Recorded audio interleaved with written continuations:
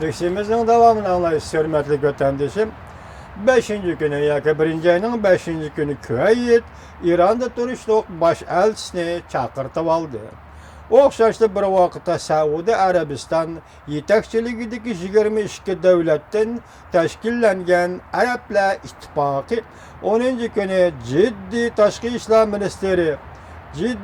ishlar ministri yig'in chaqirib 7 kuni jiddiy tashqi ishlar ministri yig'in chaqirib har qaysi davlatlar ittifoqlashib İranni cheklashga ifoda bildirishdi.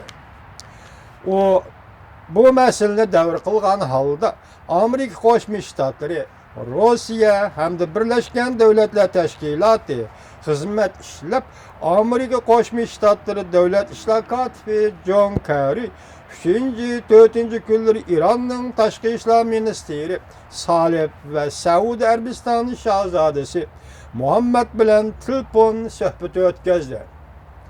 Davlat ishlar kotibi John Kerry ikki tarafning eg'ir besiq bo'lishini murojaat qildi. Rossiya tashqi ishlar ministrligi ikki davlatni suhbatga keltirish uchun 4-kuni Saudiya Arabiston tashqi ishlar ministri bilan İran tashqi ishlar ministrining Moskvaga kelib suhbat o'tkazishiga haydakchilik qildi. Birlashgan Davlatlar Tashkilotining bosh kotibi Ban Ki-moon ikki davlatning tashqi ishlar ministrlari bilan telefon suhbati o'tkazib, o'zini tutib olishga, voqeaning kengayib ketishidan saqlanishga haydakchilik qildi. Lekin izchil qattiq maydon qo'llanib kelgan Saudiya Arabiston İranning yadro qurollarini yasash orqali O'rta Sharqda ta'sir kuchini ko'tarishiga boshdan oxir dushmanlik bilan qarab keldi.